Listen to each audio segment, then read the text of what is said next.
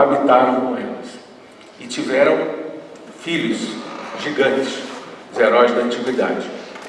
Essa é a única menção bem superficial que é feita no livro de Gênesis. No livro do Apocalipse, que fecha o Novo Testamento, João, que recebeu a revelação lá na ilha de Patmos, ele viu outros aspectos desse evento. Ele viu a própria guerra nos céus e ele diz assim: e Miguel e os seus anjos batalhavam contra o dragão, e o dragão e os seus anjos batalhavam, mas não prevaleceram, nem mais o seu lugar se achou nos céus. Ai dos que habitam na terra e no mar, porque o diabo desceu a voz e tem grande ira, porque sabe que pouco tempo lhe resta. Então, essas são referências bíblicas a esses eventos a que eu me refiro, que explicam por que a Terra está do jeito que está hoje em dia. Então, na quarta raça raiz, um dos colaboradores mais próximos de Alfa e Ômega se rebelou. Ele estava na categoria de arcanjo. Então, no grande Sol central, naquela grande gema cósmica,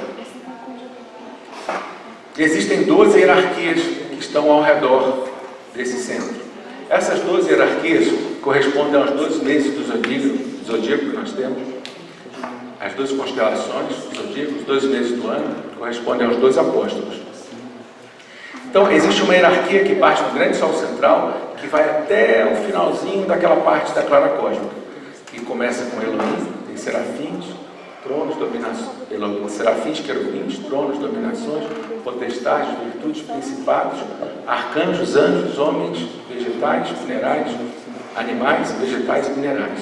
Então, tudo é energia de Deus que vem desse grande Sol central em diferentes estados de despertamento.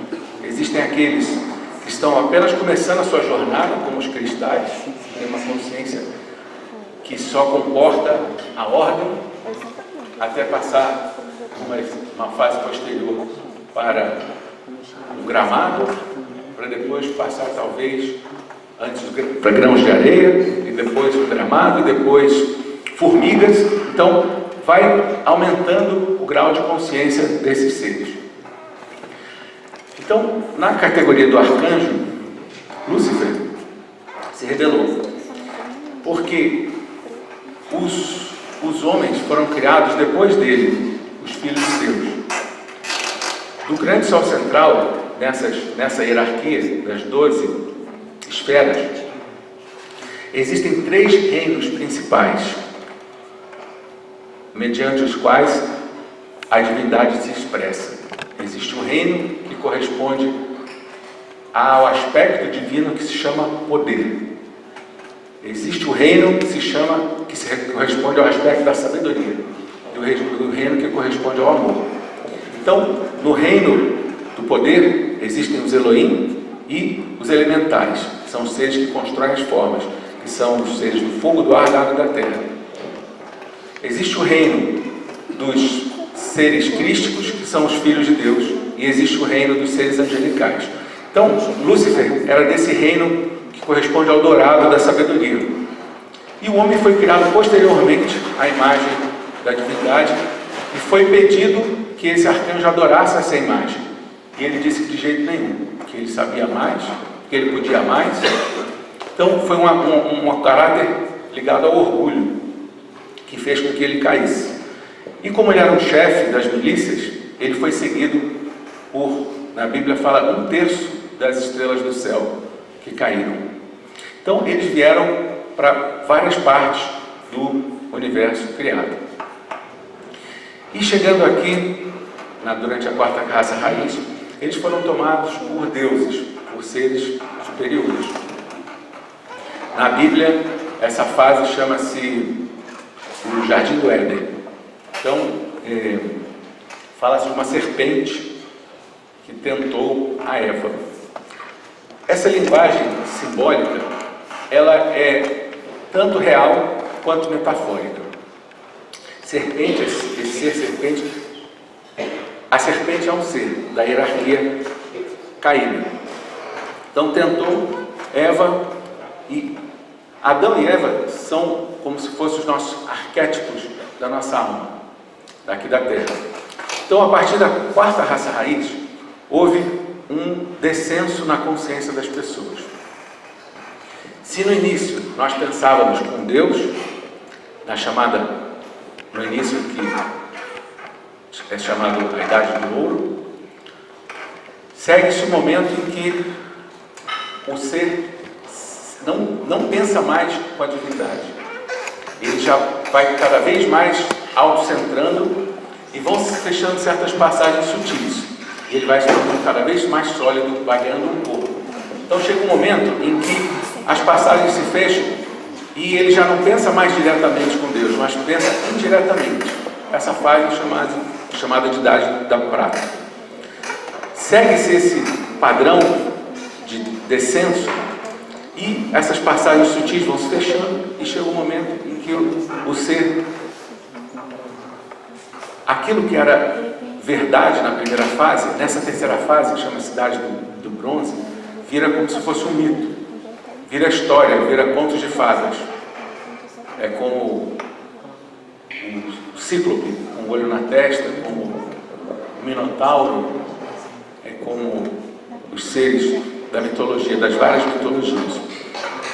Então vira mito. E na quarta fase, o homem está cada vez mais sólido, cada vez mais afastado da sua origem, cada vez mais autorreferente, mais autocentrado, e chega no último momento em que ele está totalmente sólido, vivendo um planeta totalmente sólido, e que aquilo que era verdade no início, nessa quarta fase, chama-se Idade do Ferro, se torna mentira.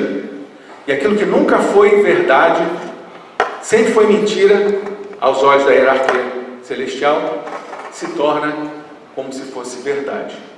Então, se a gente pensar um pouquinho sobre que fase que a Terra vive, a gente pode concluir rapidamente que se trata de qual era? Da última, da Era do Ferro, mas já voltando para subir, porque isso é uma sinoide. Já houve no passado eras de ouro, eras de bronze, prata, ferro, depois sobe e desce. No deserto de Gobi, hoje em dia, antigamente era uma civilização que florescia.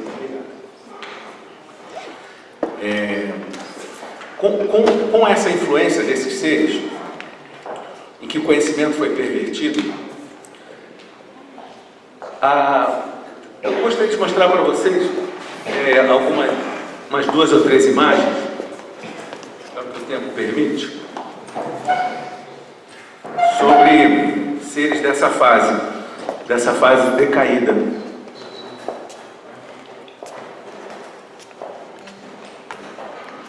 Então, aquele gigante que se fala no Antigo Testamento, esse aqui é um exemplo de um esqueleto que está no Museu da Suíça. Tem 7 metros de altura. Aquele ser, Goliath, a quem Davi venceu com a funda, ele era um gigante no sentido próprio do termo. Não é que ele fosse só muito alto, como a gente pode imaginar. Então, esse aqui é alguém com 7 metros de altura.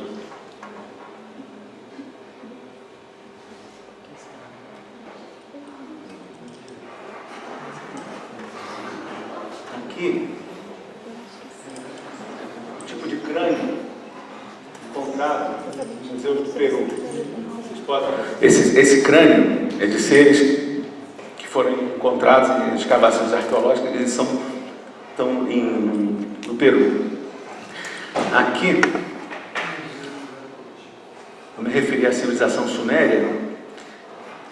Aqui são tabletas em barro encontradas, e a gente pode ver exatamente que esse da esquerda é um astronauta. E abaixo temos o que certamente era um protótipo de um foguete. Então,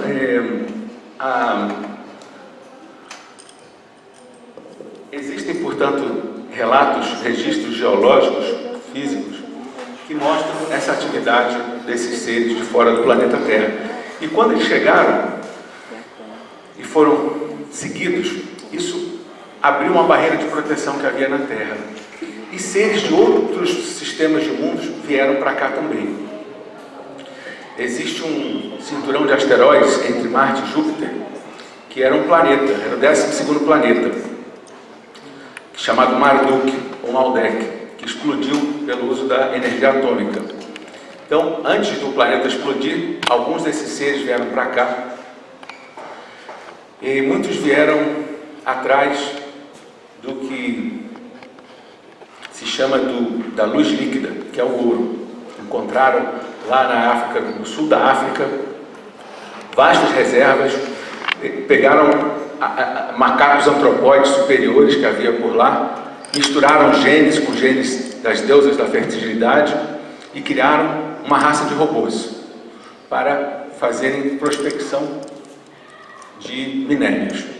Porque o ouro em si, ele tem um valor universal, não só na Terra, mas ele é uma luz líquida, uma luz condensada, uma luz espiritual, que esses seres caídos têm desejo dessa luz. E um outro local onde essa luz está aprisionada é dentro do sangue dos filhos de Deus. Então, esses seres, sempre que possível, promovem matanças e guerras. Porque você se lembra que num momento da Bíblia, próximo da crucificação, Jesus falou assim: agora se aproxima o príncipe desse mundo, ele nada tem em mim, e nem eu nele, mas é para que todos saibam que eu faço como o Pai me mandou.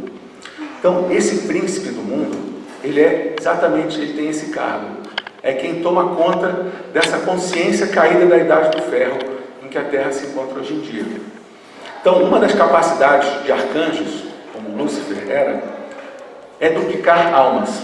Então, eles conseguiram criar clones que não são criações divinas, são seres como se fossem robôs. Aqui tem não sei se vocês conseguem ver, mas depois podem, no final, dar uma olhada mais de perto. Essa é uma imagem do eu divino de cada filho e filha de Deus. Então, eu fiz essa distinção, que nem todos são o que parecem ser aqui na Terra. Tem seres que são clones. Então, essa esfera que está sobre nós, ela foi uma dádiva que recebemos de Elohim quando saímos para experimentar com o livre-arbítrio. Então recebemos como se fossem duas velas para nos acompanhar na nossa jornada. É a presença do divino, é a presença eletrônica, é como se fosse uma fagulha daquele sol. E o outro foco foi um foco do filho desse sol, que em grego chama-se Christos, que é o Cristo. Então, viemos com a presença divina acima de nós, e entre nós, a presença divina, um foco do Filho. Por que é preciso esse foco? Porque a presença divina, ela tem todos os atributos da divindade. É só poder, só amor, só luz. E como aqui no plano tridimensional nós criamos escuridão com pensamentos errados, sentimentos errados, palavras erradas, atos errados, errados em relação à lei da vida, do amor, não no sentido absoluto, no sentido relativo. Então, como nós escolhemos de maneira diferente do que a luz escolheria, não é possível haver comunicação entre nós e essa presença divina. No Antigo Testamento diz assim: nenhum homem pode ver a Deus e viver. Só não está dizendo viver como homem, porque para você ver a Deus e viver, você precisa ir num outro estágio, que é o estágio de super-homem, em que não existe mais o raciocínio dessa mente lógica, existe a intuição. Essa é a próxima fase a que a gente está destinado a viver aqui na Terra. Então, para nós chegarmos nessa posição, terceira dimensão, na presença divina, é preciso passar por essa janela. Essa fase de super-homem assim, seria um retorno à idade do ouro? Seria uma construção gradual da idade do ouro, que no Apocalipse diz assim: e vi descer do céu ataviada como noiva a Nova Jerusalém. Então essa Nova Jerusalém que está predita, só que para que ela aconteça é preciso que haja uma preparação das pessoas. É preciso que elas estejam prontas, desejosas dessa nova realidade. Então, ia falando de duas coisas: da capacidade do arcanjo de duplicar almas, que eles colocaram a serviço deles, e de como nós chegamos nessa presença divina. A presença divina é como se fosse uma grande hidrelétrica, como se fosse um Itaipu que gera trilhões de quilowatts de energia. E nós estamos aqui no nível do 110. Não podemos chegar nem perto. Então é preciso que haja um receptor que receba e module para nós. E esse receptor é o Christos. Então, para nós chegarmos em Deus, chegarmos aqui em cima, temos que passar pelo Cristo. Não necessariamente por Jesus, como algumas linhas ortodoxas cristãs insistem em dizer. Que Ele é o único caminho, a verdade e a vida. Não é, é o Cristo, com o qual Jesus se identificou. Então, quando esses seres vieram e deturparam o conhecimento, eles duplicaram essas almas e colocaram esses seres em posições de dominação. Porque o príncipe desse mundo, ele gosta de quê? De domínio, de poder, de ser dono da consciência das pessoas. Então, eles conseguiram colocar, geração após geração, os seus seguidores, os seus lugares tenentes, nas posições de poder do mundo. E que posições são essas? Se a gente pensar um pouquinho, é muito fácil de identificar. Nas políticas, na política mundial, alguns presidentes do presente e do passado são seres sem Deus, sem a chama divina em si, senadores, deputados de todos os países, não todos, é claro, mas é onde você encontra esse foco. Você encontra nas finanças mundiais, nos bancos mundiais, você encontra nos sistemas de saúde, que querem vender uma saúde baseada em um petróleo inorgânico, que gira ao contrário da molécula, e fazem esses grandes conglomerados petroquímicos, que poluem o alimento, poluem a terra, poluem as águas, colocam os seus chefes como donos de meios de comunicação. Esse então é o principal reduto, que é onde conseguem realmente fazer uma lavagem cerebral nas pessoas. Então hoje em dia, no final dessa era do ferro, você abre qualquer meio de comunicação e você não vai encontrar um pingo de verdade. É só deturpação da realidade. Você vai encontrar perversões de todo tipo, você vai encontrar metas para você seguir que não tem nada a ver com a sua meta, a meta da sua alma. No final dessa era do ferro, a sociedade ela é conformada de maneira tal a que as pessoas não se preocupem em cumprir seu plano divino. Todo mundo tem um plano divino a cumprir, mas para isso é preciso que você seja ensinado a procurar, a bater na porta certa. E nessa era do ferro, para quem que a pessoa pergunta, o que eu devo fazer? Vai nas igrejas, onde também é um local em que esses anjos caídos se colocaram. E aí você vai encontrar religiões que só têm a oferecer interpretações do que alguém falou agora ou milhares de anos atrás. E é tão incrível a capacidade da pessoa, depois de ter sido, desde que nasceu, já nasce no hospital, debaixo de barulho, de luz, depois dão uma vacina em que tira a imunologia da pessoa, depois vocês pesquisem por si mesmos dessa questão. Depois são alimentados com alimentos depauperados, cheio de farinha branca, cheio de açúcar, tudo isso que faz com que a consciência vá se obnubilando, que você vai ficando cada vez mais refratário às coisas. Depois você entra num sistema educacional que só promove a competição. Se alguém inventar um sistema e levar lá no Congresso, gente, aqui ó, uma nova pedagogia baseada na compaixão, na ajuda, vão rir. Mas se você disser assim, olha, vem aqui com uma ideia genial, garoto de 3 anos de idade já vai fazer vestibular para ir para a 4ª série. Que bom, é porque Essa é a ênfase, essa é uma manipulação. As pessoas não veem as outras como pessoas com quem você vai estar junto. Não, esse é o seu concorrente. Vestibular. Então, quando o Filho de Deus, que está no meio dessa loucura, dessa engrenagem, que ele abre uma televisão, só tem mentira, ele olha um outdoor, só tem mentira, compre e faça, ninguém está dizendo você é um puro e santo Filho de Deus, que essa é a realidade de quem nós somos. Então, quando ele chega lá na igreja e pergunta qual é o caminho, vão vir uma história de um conto de carochinha. E que o mais incrível é que depois dessa lavagem cerebral, as pessoas estão prontas a aceitar. Então, se vocês forem em qualquer cidade satélite aí ou aqui no plano, vocês vão ver 50 mil denominações religiosas diferentes. Aí você entra numa igreja e diz, aqui é o caminho, lá fora está o diabo. Aqui é a salvação, lá fora está a mentira. E eles ensinam coisas diferentes, ligeiramente diferentes, para você poder ter sua própria igreja. Aí você pensa assim, se eles todos dizem que estão com a razão e que os outros estão errados, será que alguém está certo? E aí você provavelmente vai descobrir que você precisa sair da sua igreja para ir lá para o meio da floresta amazônica, talvez, ou no meio do cerrado, e se enterrar na terra, deixar só o pescoço. Pelo amor de Deus, o que eu faço? Qual é a saída?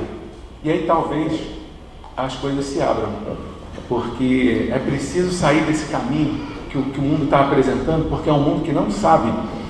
E o curioso, que comprova isso que eu estou falando, desse erro, é que nos países em que esse ideal falso, esse falso brilho, em que ele é implementado até o final, se você tem filho, você passa 6 meses sem trabalhar, se você tem algum problema, em que você tem o seu plano de saúde, você não sei o que, em que o senhor corpo, o senhor ego está bem assegurado, são os países em que tem maiores taxas de suicídio. Ou seja, essa cenoura na frente do burro só não vê quem não para pensar. O que o mundo diz? Olha, você tem que ser cara rico, tem que ter um emprego. Aí o coitado que seguiu toda essa conversa, no final da vida está lá com seus 60 anos, no alto do seu triplex, olhando os barcos que tem ali na sua enseada particular, tomando uísque de 200 anos, está precisando de uma droga. Por quê? Porque tem alguma coisa que não está batendo. Tinha que estar feliz, tinha que estar alegre, e não está. Então, qual é a saída para isso? A saída, ela está numa capacidade que nós recebemos lá no início. Dizem as Escrituras que nós fomos feitos à imagem e semelhança do Criador. Esse Criador não é um sol? Pelo que a gente viu, não é do sol que vem a vida? Então, nós somos uma miniatura do sol. O que nós somos, portanto? Uma centelha. Nós somos uma faísca, pulsante e vibrante. Isso aqui, que parece tão sólido, que o materialista diz, isso aqui eu acredito. No que eu não vejo, eu não acredito. Se ele, hoje em dia, for estudar física quântica, ele vai ver que aqueles átomos, que os gregos chamam de átomos, né, que não se dividem, vai dividindo em partículas e subpartículas, e chega no final, é um ponto, que de repente some, vira uma onda, e a ponto aparece ali, de repente some, vira uma onda. Ou seja, isso aqui é uma sopa de energia. Só que o elétron gira tão rápido que dá a impressão de solidez a um sentido limitado como o nosso. Se ali tiver uma formiguinha, eu já não vejo. Então, na verdade, isso aqui é pura luz e que está no propósito do livre-arbítrio. É como um palco. O Shakespeare falou, né, que a vida é um palco, que os atores entram, fazem seu papel e saem. E é verdade. E é verdade. Só que no palco, você já tem o seu papel pré-estabelecido. Mas na vida de quem tem livre-arbítrio, não. A cada instante você é convidado a escolher. Escolher nessa direção ou naquela direção. Qualquer que seja a direção que a pessoa escolhe, isso tem consequências. Só que são diametralmente opostas. Só existem duas emoções básicas. E a gente vai escolher plugado numa ou plugado na outra.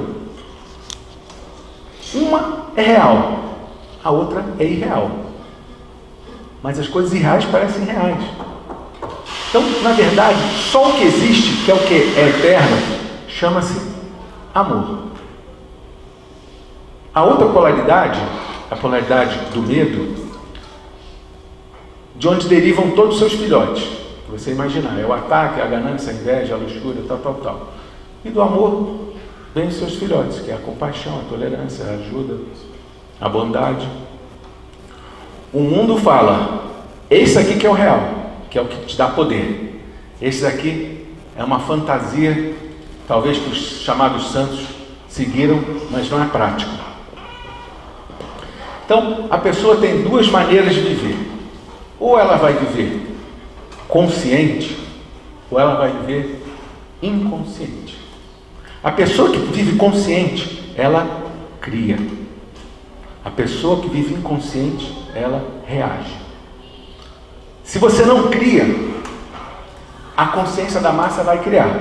E vai criar uma realidade que você tem que se deparar com ela. Opa, o ônibus está cheio. Poderia ter criado uma realidade diferente.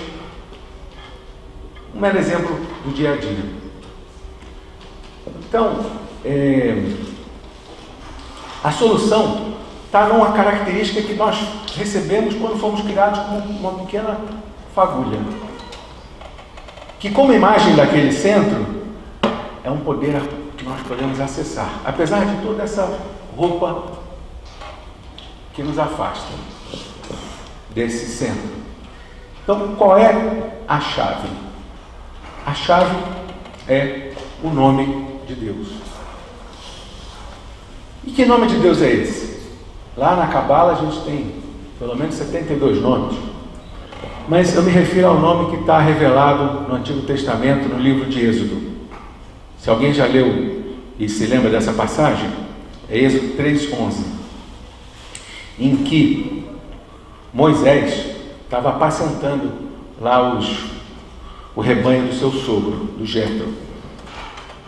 E de repente ele viu um fogo ali no mato, e o fogo queimava, mas não consumia. Isso na linguagem bíblica chama-se a sarça ardente. E o fogo falou com ele, disse assim: aproxima-te, tira as tuas sandálias, porque esse lugar onde você está é solo sagrado. E ele tirou as sandálias e se aproximou. E o fogo disse: vai até o faraó, de quem os hebreus eram cativos, vai até o faraó e diz a ele para libertar meu povo. E aí Moisés ficou assim: como assim? Se eu chegar lá, primeiro se eu chegar aqui no nosso povo e disser que o Deus dos nossos pais, os nossos ancestrais me mandaram, eles vão me perguntar seu nome, o que eu digo? E aí aquele fogo, que era uma manifestação da glória Shekinah, chamada, falou assim: diz a eles que eu sou quem eu sou, te manda. Esse é meu nome para sempre, eu sou. Então, esse nome, eu sou, que é a mesma coisa que eu estou, em inglês, I am. Esse I am, ele acessa um poder real, fortíssimo.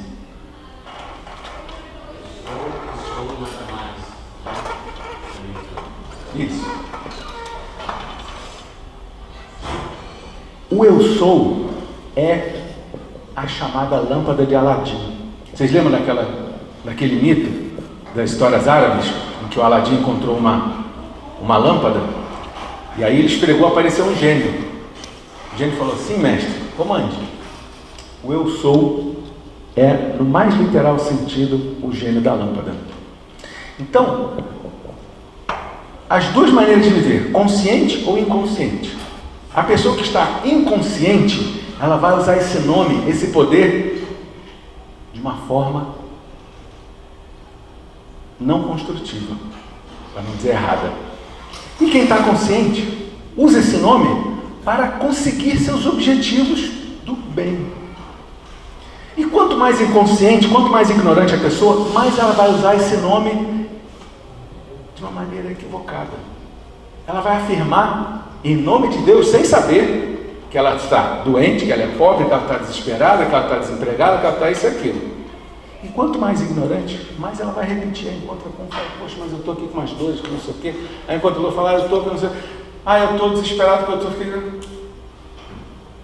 Esse eu sou é um walkie-talkie que a gente aperta. Você falou eu sou, é como se você tivesse apertado o botão de um microfone cujo outro lado está onde? Nas 12 hierarquias do zodíaco. Lá em Touro, Capricórnio, Aquário.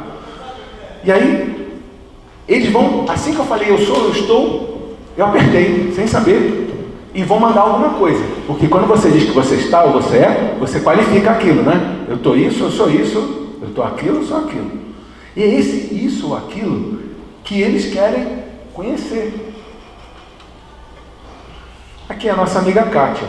A Kátia, como todos nós, usa o eu sou diariamente, o eu estou. Então quando ela fala eu sou, eu estou, eles falam, peraí, quem que é essa filha de Deus? Quem que essa semente em expansão está querendo experimentar? E eles vão dizer, vamos ver o que a Kátia vai dizer. Ela está A, B ou C coisa. E o que eles vão fazer com o que ela está dizendo? Eles vão devolver a mesma coisa. Não outra coisa, a mesma coisa, aumentada. Então, se ela afirma a pobreza, eles vão devolver isso para ela. Se ela afirmar a riqueza, eles vão devolver isso para ela. Então, se ela tiver descoberto que existem afirmações de proteção, eu sou divinamente protegido, guiado e inspirado. Afirmações de abundância, eu sou as riquezas de Deus, fluindo para as minhas mãos, Deus que nada pode deter. Afirmações de pureza, afirmações de amor, ela vai receber aquilo que eles estão prontos para dar, mediante o comando. E se ela afirmar o negativo, que está desesperada, que está pobre, não sei o quê, eles vão dizer, não fale isso. Não, eles vão dizer, é isso que você quer experimentar? Fale mais, que é isso que você vai ter. Aí de repente a pessoa, isso chama-se magnetização. Você pode magnetizar aquele copo de coisa boa ou coisa ruim. Quando você encheu ele, você afirmou mais uma vez, eu sou ou eu estou, aquele copo transborda, o universo abaixa a cabeça e fala, sim mestre, tu és isso. E aí a pessoa começa a colher o que ela plantou sem saber que estava plantando. Mas Deus não gosta de mim, que eu perdi tudo, que não sei o que, fiquei doente, perdi nada. Não é, você simplesmente está colhendo o que plantou inconscientemente. Então, o que os poderes da luz nos convidam é a plantar conscientemente. Então, todos esses eventos, isso são coisas assim que precisariam de um tempo maior. Então, como não temos esse tempo, eu vou chegar agora na parte que seria a prática do que a hierarquia ensina, que é você invocar os fogos sagrados usando o nome de Deus, eu sou. Uma outra chave de leitura da natureza é o arco-íris. Por que o arco-íris tem 7 cores? Por que são aquelas cores? O que é que isso significa? Isso significa, o que é o arco-íris em primeiro lugar? É a luz branca que sai do sol, a origem da vida, passa pelas gotas em expansão, lá em suspensão, e abre 7 frequências. Então o branco se refrata em 7 cores. Cada uma dessas cores está falando de um aspecto da mente do Criador. O azul fala do poder, o rosa fala do amor, o verde fala da cura, o violeta fala da transmutação. O arco-íris não termina no violeta? Só que se vocês forem lá olhar o que os físicos descobriram com os seus equipamentos, eles vão ver que depois daqueles 7 raios, que começou lá naquele lado avermelhado, é uma frequência lenta, um comprimento de onda lento e grande. E foi ficando no amarelo, no verde, no azul, no índigo, cada vez mais curto, cada vez mais rápido. Aí quando chega no violeta, aquela frequência está a máxima. Aí de repente desaparece. Desaparece? Não. Eles foram medir e descobriram que existe um ultravioleta, em que além do violeta, existe uma frequência ainda menor, mais rápida. Então, o que significa? Que o violeta, ele tem uma capacidade, um poder intrínseco de mudar de um plano para o outro. Nós não temos 7 notas musicais, não temos 7 dias da semana. Dó, Ré, Mi, Fá, Sol, Lá, Si. Quando você chega no outro Dó, o que você fez? Quem estuda música? Você mudou de oitava. Você está uma oitava acima. Então, o violeta, ele tem uma capacidade intrínseca de transmutar, de mudar um estado e chegar em outro estado. Então, dentro dessas 12 esferas do Espírito Santo, cada um de nós pertence a uma dessas esferas. Cada um de nós tem uma virtude principal, que é o caminho da nossa alma. Geralmente é aquela cor que a gente gosta desde pequenininho, aquela cor que a gente mais ou menos se identifica. Então nós temos um caminho principal, que é um raio principal, e um raio secundário. Se nós descobrirmos qual é o nosso raio principal e o nosso raio secundário, podemos trabalhar com a hierarquia do Espírito Santo, que trabalha com aquela energia. Então, são 12 hierarquias, são 7 raios. Então, cada um de nós, portanto, tem uma afinidade com uma energia dessas. O período, de acordo com as escrituras védicas, o período que leva da gente sair do Sol, ir para a periferia e voltar para o Sol, com consciência, através de escolhas, leva 1 milhão de anos. 1 milhão de anos em que a nossa alma vai evoluindo, vai crescendo, que a alma é o potencial feminino que pode se acabar. O convite é que ela não se acabe, que ela cresça até o tamanho do Filho de Deus, do Cristo.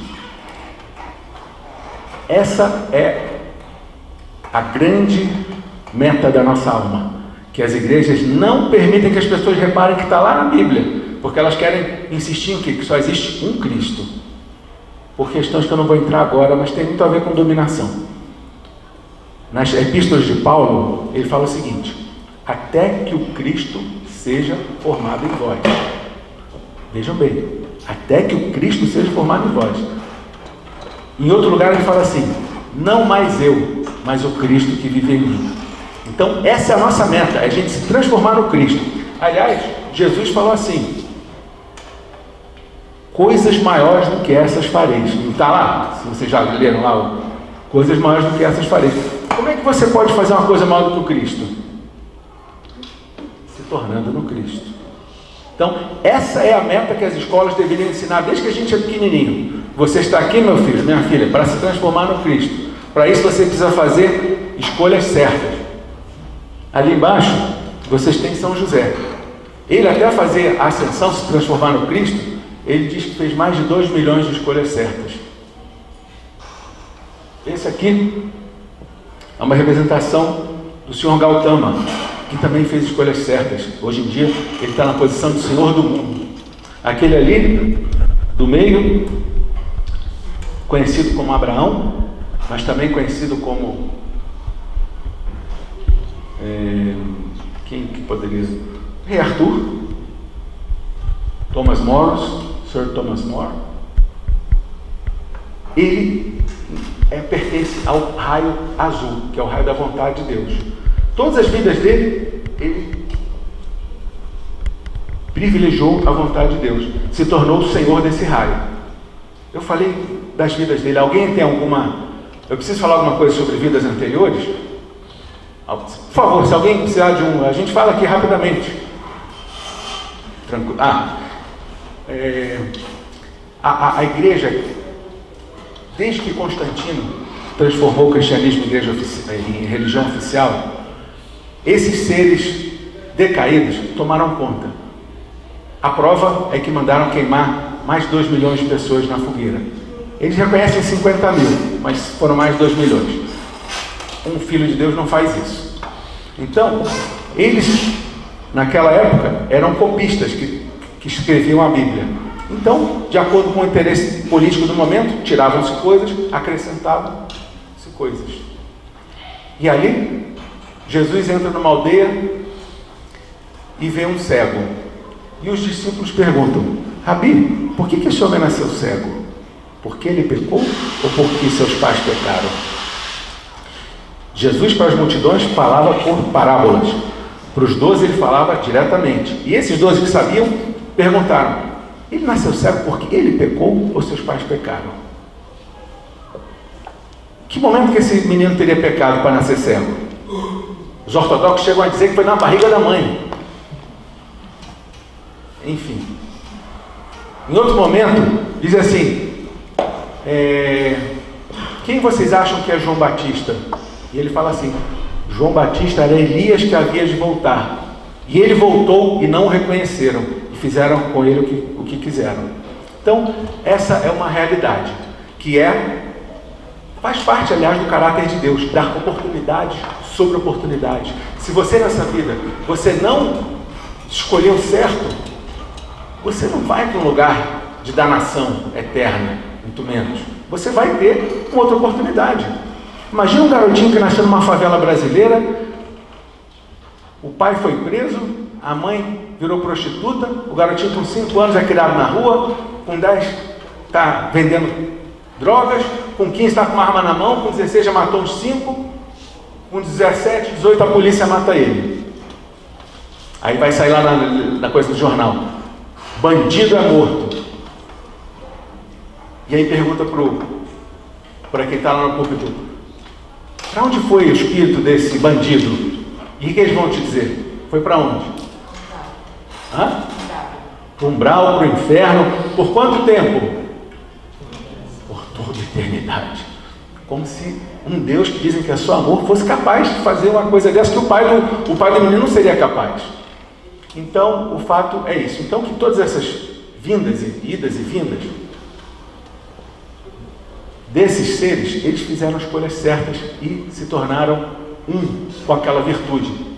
É o Maurya Khan, da fraternidade Darjeeling na Índia, se tornou um com o poder divino. O Senhor Jesus, retratado como Deus Javé, na verdade ele teve várias encarnações. Sim.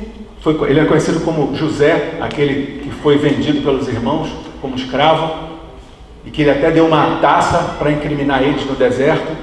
Depois, na última encarnação Galileia, aqueles 12 irmãos encarnaram como discípulos dele. E ele novamente trouxe a taça no outro contexto da última ceia. É o Senhor que se identificou com o 6º raio, que é o raio do serviço ministerial, o raio rubi com dourado. Bom, a gente teria assim detalhes para acrescentar, mas o tempo não dá. Então, gostaria de convidar vocês, mais 10 minutinhos, está bem.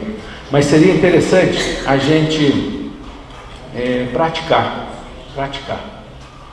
Porque nesse final dessa descida, quando chegou num certo ponto, em meados do século XIX, os seres espirituais que presidem as evoluções da Terra consideraram que era o momento de dar maiores revelações, de maiores informações.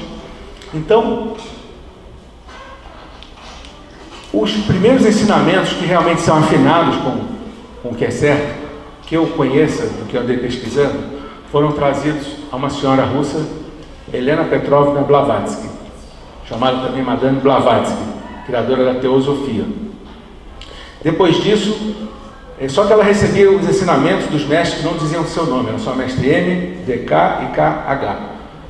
Com o tempo, esses mestres puderam se revelar mais. E hoje se sabe que o mestre M é o mestre Moria, o mestre KH é o mestre Kutumi, Lal Singh, que é uma encarnação de São Francisco, e o mestre DK é Jwalkul tibetano, os 3 mencionados na Bíblia como os 3 reis magos. Então, hoje em dia, imagine, de 1850 até hoje, as revelações se multiplicaram. Pode repetir os 3 reis magos assim? Mestre Moria, Jwalkul, e Kutumi Lao Sin. Tem uma imagem dele aqui. Ele é mais conhecido como São Francisco, mas também conhecido como Pitágoras, o matemático, da Escola de Mistérios de Crotona. Então, cada um desses mestres está ao encargo de um raio. Então, como é que nós fazemos para acessar o poder desses mestres? Temos que chamá-los em nome de Deus, eu sou, e em nome do Cristo.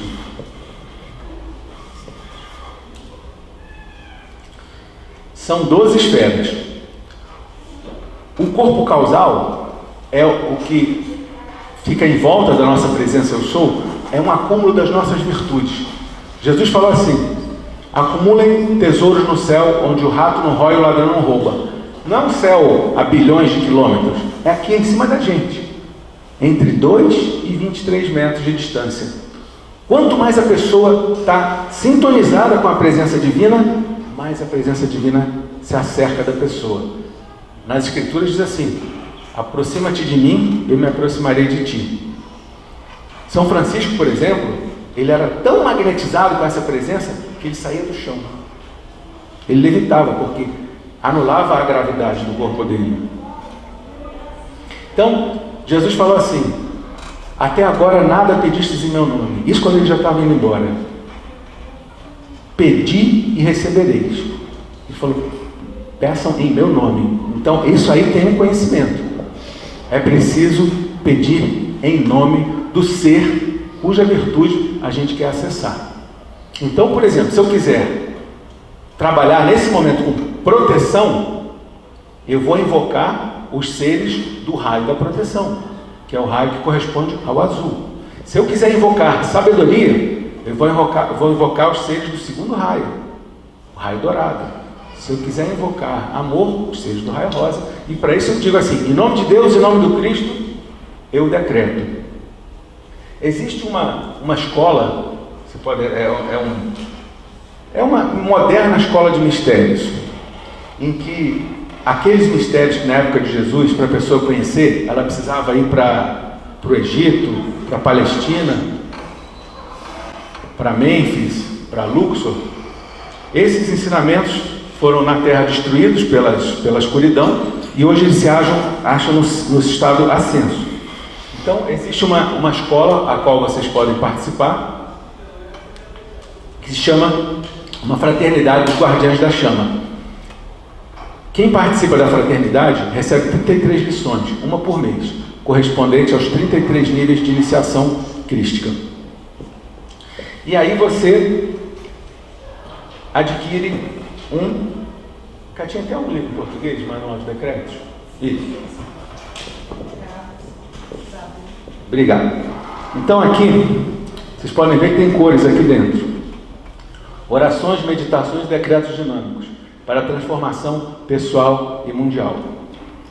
Essa é uma ciência que usa a palavra falada. Esse chakra a que eu me referi. Aqui é o chakra da balança, do Arcanjo Miguel, do bem e do mal. O que a gente vai afirmar? O que a gente vai querer experimentar? Então, se eu quiser invocar as energias de poder, o que eu vou fazer? Eu vou invocar o raio azul. Eu vou invocar o Arcanjo Miguel. Eu vou invocar o Elohim Hércules. Olha aí, não é o nome da mitologia? Hércules, Atlas, segurando o mundo. Hércules é um Elohim que mudou de reino para poder encarnar na Terra. Ele era do reino do primeiro raio, encarnou no terceiro raio, dos seres crísticos. A mãe que gerou Jesus, Maria, mudou de reino também. Ela é um ser do reino dos arcanjos. Ela é uma arqueia. Ela é a esposa do arcanjo Rafael. Mudou de reino para poder gerar o Cristo. Então, se eu quiser invocar a proteção, eu vou pegar um decreto desse e vou fazer. O que é um decreto? Um decreto é um comando que eu dou à divindade, em nome de Deus, em nome do Cristo. O divino quer que a gente se ilumine rapidamente. Precisa que a gente se ilumine rapidamente, porque a treva está aí a todo vapor. E um de nós que esteja sintonizado com a hierarquia consegue muitas vitórias. Muitas vitórias. Eu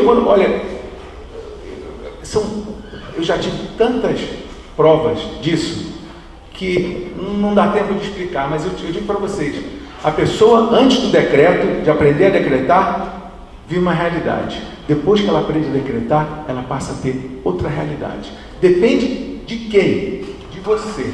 Sentar e fazer a sua parte, que é fazer os seus decretos. Então, o arcanjo Miguel deu uma dispensação. Ele falou assim: se vocês fizerem 20 minutos ao meu fogo, eu coloco um anjo azul do lado de vocês durante 24 horas por dia. Precisa renovar o pedido todos os dias. O sol não nasce e depois morre. Existe uma lei aí, uma lei dos ciclos, uma lei das oitavas. Para a gente estar sempre com a presença dos anjos, desses seres, é preciso a cada 24 horas renovar o apelo. Então, você faz o seu decreto de chama de oração todo dia, 20 minutos, ele coloca um anjo. Eu fui servir no Quênia, lá na África, vieram caras com armas para cima de mim e da minha mulher, ela só falou, Arcanjo Miguel. O outro lá que a gente ensinou, vieram com metralhadores, só falou, Angel Michael, saíram correndo. Eu precisava de dinheiro, comecei a fazer as afirmações de abundância, em nome de Deus eu sou. Eu não acreditei que aconteceu.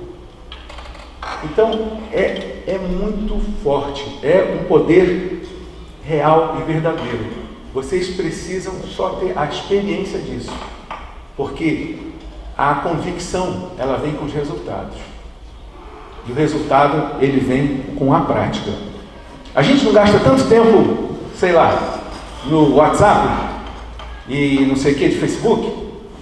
Por que não pode ter meia hora para decretar todo dia, para colocar os anjos em ação? Se os anjos pudessem trabalhar sozinhos, vocês acham que esse mundo estava desse jeito? Estava ou não estava? Não estava. Por que eles não trabalham?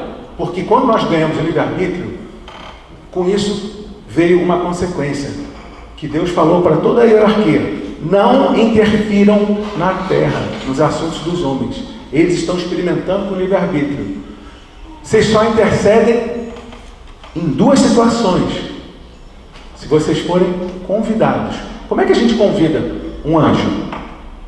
Um serafim? Fazendo uma oração, não é? Isso é uma maneira.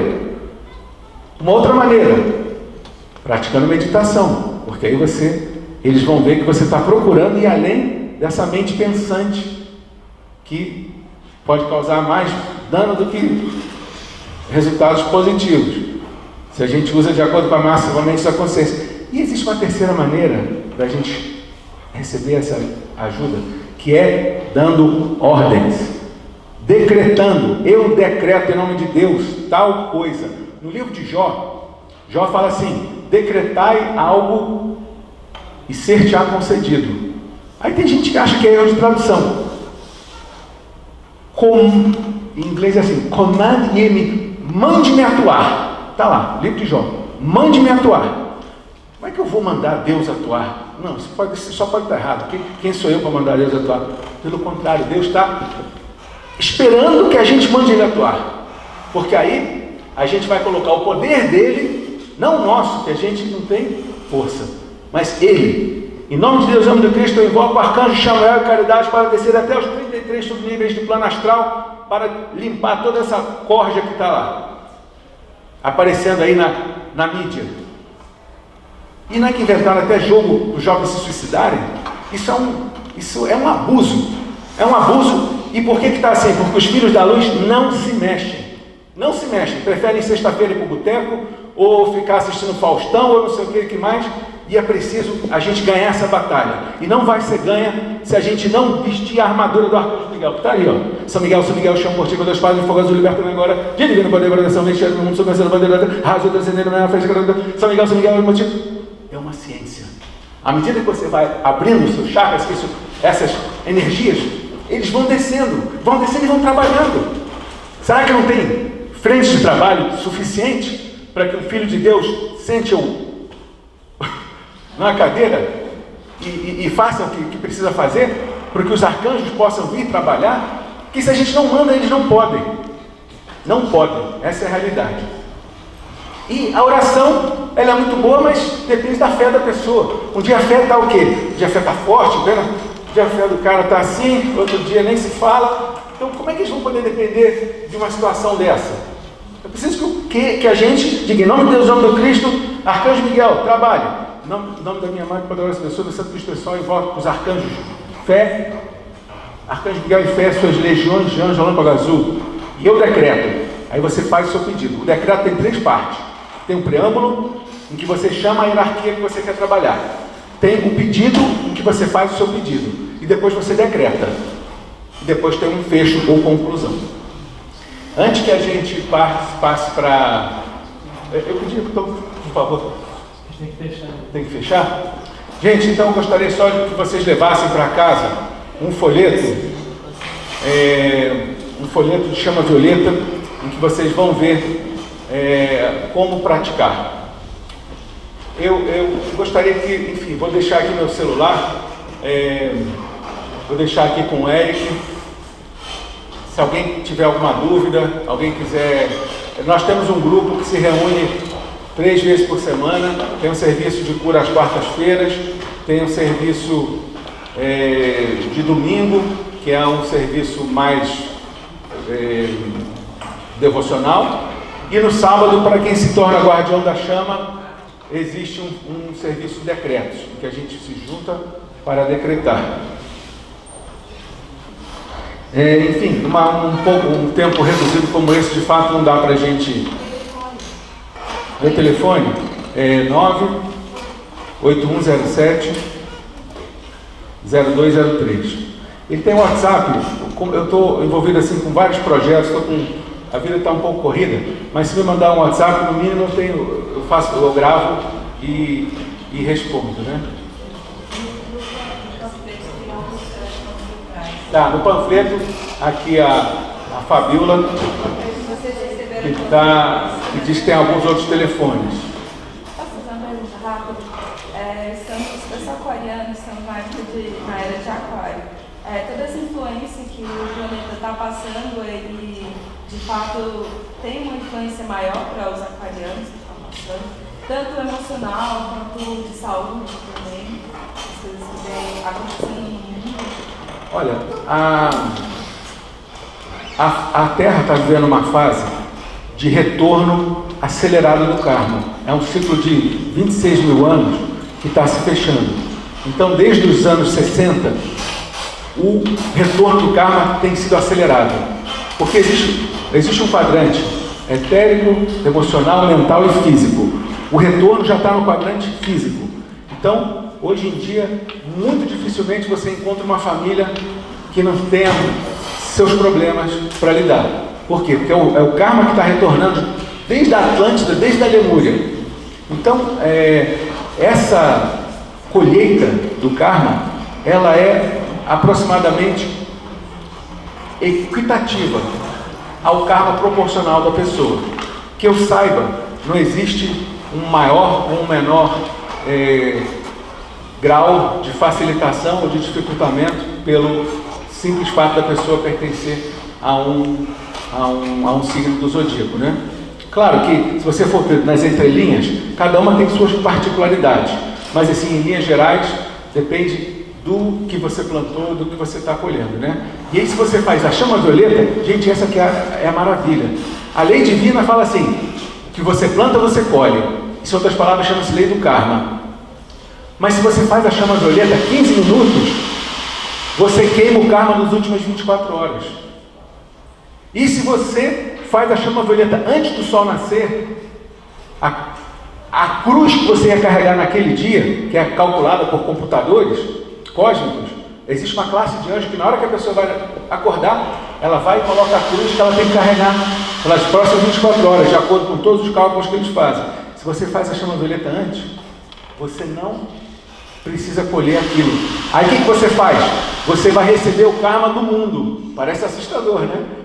Mas para você receber o karma do mundo, para ajudar realmente a eles, você tem que se oferecer. E aí, se você faz os seus decretos com diligência, esse peso do karma do mundo se torna em luz. Você não precisa ser esmagado pelo que está acontecendo no mundo hoje em dia.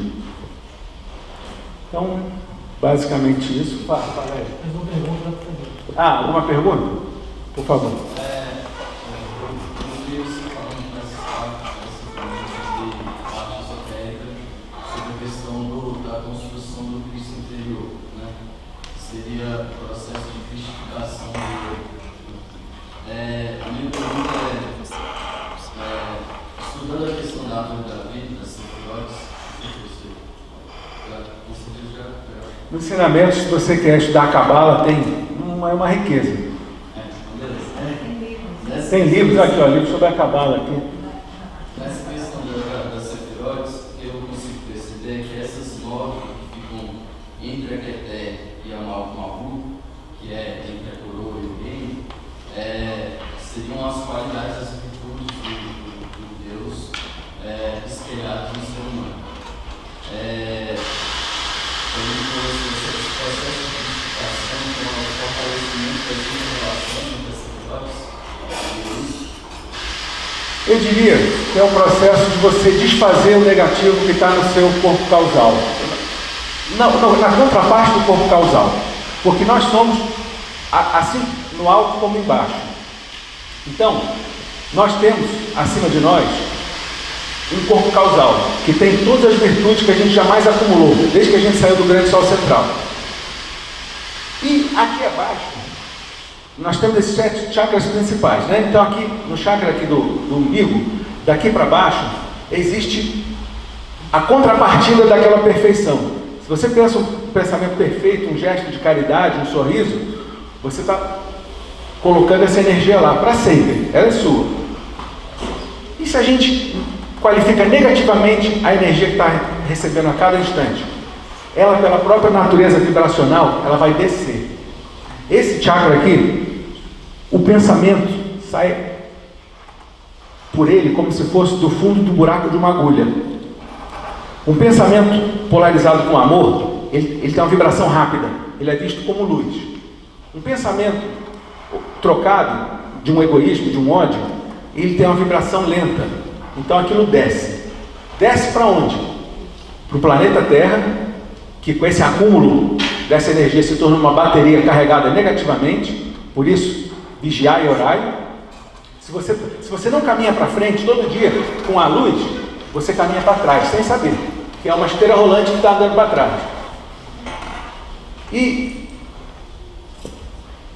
essa qualificação faz negativa, dá energia ao oposto. Então, se lá você tem amor, aqui, nessas 12 fatias da pizza, você tem ódio.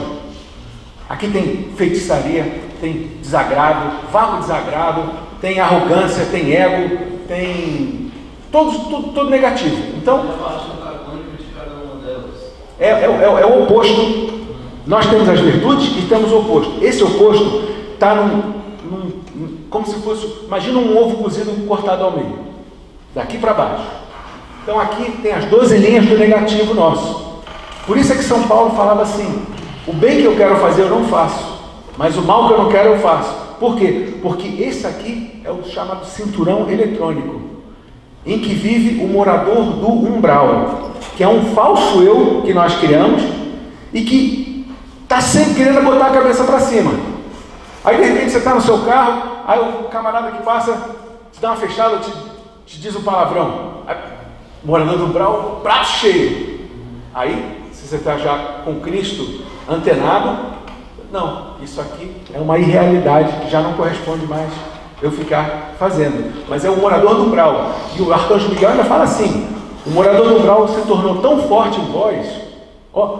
Na Bíblia começa com uma serpente, né? Enganando Eva. E essa serpente cresce durante todo o Antigo Testamento e o Novo. Chega lá no Apocalipse, ela virou o quê? Um dragão. Então, nós demos poder a esse dragão interno pessoal, que é um falso eu. Então, o Arcanjo Miguel falou: ele se tornou tão forte que você não consegue derrotar ele sozinho. Você precisa de ajuda. E ele fala especificamente da minha ajuda, do Arcanjo Miguel. Então, você entrou no carro, É um decreto muito simples. São Miguel à frente, São Miguel atrás. São Miguel à direita, São Miguel à esquerda. São Miguel acima, São Miguel abaixo. São Miguel, onde quer que eu vá. Eu sou o seu amor que protege aqui. Eu sou o seu amor que protege aqui. Sou o seu amor que protege aqui. Olha, aqui tem decreto, gente. Se vocês têm um ente querido, eu nessa questão dessa carreira diplomática, a gente muda muito de país. Então, eu com 4 filhas, passei por dificuldades realmente grandes de adaptação das minhas filhas, situações delicadas, de família, de irmãos, de não sei o quê. Com a hierarquia celestial, tudo é solucionado, tudo é resolvido. É incrível. Nós temos aqui no coração uma chama trina, amor, sabedoria e poder, que ela é um magneto que atrai naturalmente todo o bem para nós. Mas por que a nossa vida não manifesta esse bem? É porque tem uma barreira, os chamados nossos pecados. Então, como é que você faz buraco nessa barreira? Sofrendo, dando cabeçada, orando, meditando, servindo. Mas se você invocar a chama violeta, é a maneira mais rápida de aquilo ali. Aí, de repente, um projeto que você tem, você coloca na chama violeta, se o seu karma permitir, no dia seguinte está tudo acontecendo. Então é isso, gente. Sábado vai ter uma palestra sobre a chama trina lá no grupo a partir das 9 horas. Tá, então ela está dizendo que sábado, nesse folhetinho aí, violeta, tem o endereço, vai ter uma palestra sobre a chama trina, que é esse amor, sabedoria e poder, que nos torna filhos de Deus e nos distingue da hierarquia caída. Então é aberto, né? Vai ser a partir das 9 horas da manhã. Se alguém quiser comprar algum livro, está aqui, está lá em cima. Tem lá em cima. E esse folhetinho, se vocês tiverem dúvida como usar, me mandam um WhatsApp, que eu vou ter muito prazer de responder, porque cada um que chega como colaborador dos mestres e dos arcanjos é muito importante, muito bem-vindo. Muito obrigado.